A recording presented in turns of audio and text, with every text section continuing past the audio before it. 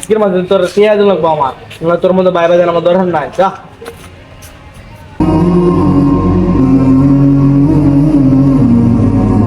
শোকত, আমি তো একটা বিপদের মাঝে পড়ছিলাম। তো মনে করো যে আমার কিছু টাকা পয়সার দরকার। তোমার কাছে যদি টাকা পয়সা হয়, কিছু টাকা পয়সা তাহলে যদি দিতে পারো, তাহলে আমার কোনো উপকার হয় আর কি। তুমি তো আমার ভাই বারদার বন্ধু বান্ধবী, আমার তো আমাদের তো 500 টাকা আছে, 500 টাকা নেও, পরে দিব না। তুমি যে আমার 500 টাকা দিয়ে যেন হেল্প করলা, আমি অনেক খুশি হইলাম।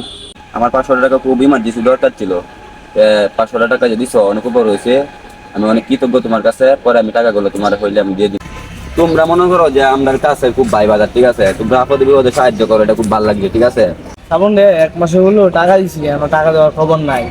এই বিপদে পড়ে টাকাটা নিছি, এখন তো টাকাটা দিতেছে না, এটা আছে পায়ালো এখানে। আসসালামু আলাইকুম শোকত। তোমারে 1 মাসে যে টাকা দিছি, তুমি এখন টাকাটা দিতেছো না যে মেয়া। বাবারে কাম কাজ নাই, ঠিক আছে? কামো কাজে যাইতারি না। টিয়া পয়সা আমার তো নাই গা, সংসারটা ভালো আমার তো চলতেছে না, এই কারণে আমি তোমার টিয়ারে দিতে পারতেছি না। ইয়া নেওয়ার সময় মনে দেয়, দেওয়ার সময় কি মনে দেয় না মেয়া? আমি একটা বড় বিপদের মাঝে আছি, নাইলে আমি তোমার টিয়ারে দিতাম। কাম কাজ থাকলে তো মনে হয় যে তোমার টিয়া আটকে রাখলাম, নাইলে টিয়াও তো বেশি না, 500 টিয়া। আজকের মাঝে তোর পেঁয়াজ লাগবো আমার, তোর মধ্যে বাইরে যেন আমার দরকার নাই। যা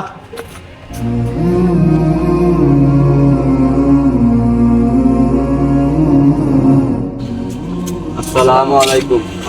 কেমন আছো? আলহামদুলিল্লাহ, তোমার কি অবস্থা? আমার অবস্থা ভাই বেশি ভালো না। কাহিনী হচ্ছে শোকতে নিতে যাবো তো কয়েকদিন আগে আমি টাকা নিয়েছিলাম 500, কিন্তু 500 টাকার লাগিয়ে আমার লগে খারাপ ব্যবহার করছে।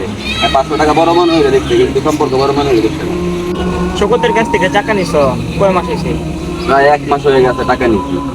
1 মাস হয়ে গেছে, তো টাকাটা তো তোমার দেওয়া উচিত ছিল।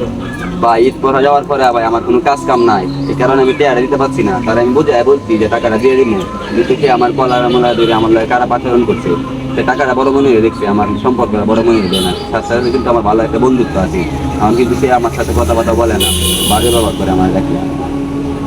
এই জন্যই বলে ঋণ হচ্ছে ভালোবাসার কাঠি স্বরূপ। সবার কাছ থেকে ঋণ নেওয়া উচিত নয়।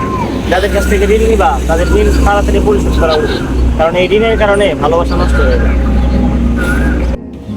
এই জন্য আসুন আমরা যাত্রার কাছ থেকে ঋণ না নেই। আর এই ঋণের টাকার জন্য অনেক ভালোবাসার বন্ধুত্ব নষ্ট হয়ে যায়, টাকার জন্য অনেক সম্পর্ক নষ্ট হয়ে যায়। এই জন্য সবাই সম্পর্ক বজায় রাখুন, আর যাত্রার কাছ থেকে ঋণ নেবেন না।